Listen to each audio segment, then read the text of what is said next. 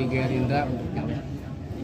Saya bukan orang baru di Gerindra, walaupun saya bergabung di partai dalam arti ikut nyalek baru kali ini, tapi sebenarnya dari 2014 saya pendukung Pak Prabowo dan tidak pernah belok kemana-mana. Kalau pertanyaannya kenapa Prabowo Gibran, itu yang tadi ditanya Masnya, Pak Prabowo orang yang tidak pernah diragukan lagi. Buat beliau yang utama nomor 1 bangsa, nomor 2 bangsa, dan nomor 3 adalah bangsa.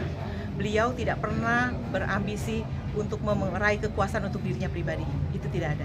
Jadi kenapa dengan Gibran, Pak Prabowo mempunyai cita-cita melihat Indonesia bebas dari kemiskinan, rakyatnya harus sejahtera.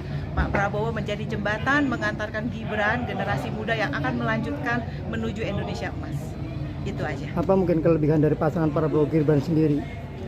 Kolaborasi yang paling maksimal karena Gibran Raka Buming Raka ini mewakili 52% pemilih GZ dan milenial kita. Nah, Pak Prabowo jelas tidak diragukan lagi dari kemampuannya beliau baik di kancah nasional maupun internasional. Jadi yang seperti saya sampaikan tadi, filosofinya sangat sederhana, menuju Indonesia Emas. Pak Prabowo sebagai pemimpin yang sudah mantap dengan pengalaman yang tidak diragukan lagi, memberikan jembatan, menghantarkan Gibran generasi muda yang akan menjadi penerus bagi bangsa ini menuju Indonesia Emas.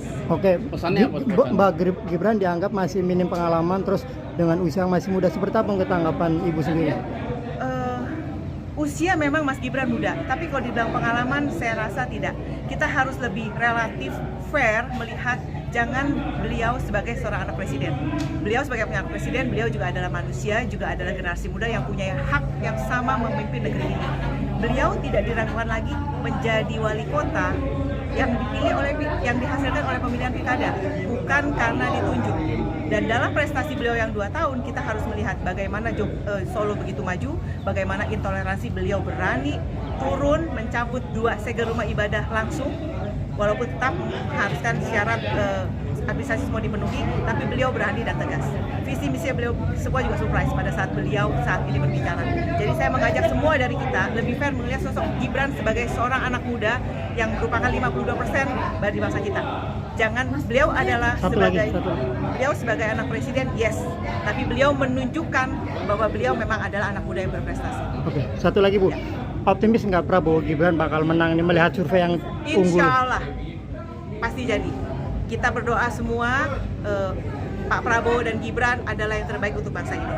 Itu Oke, aja. siap, terima kasih banyak Bu.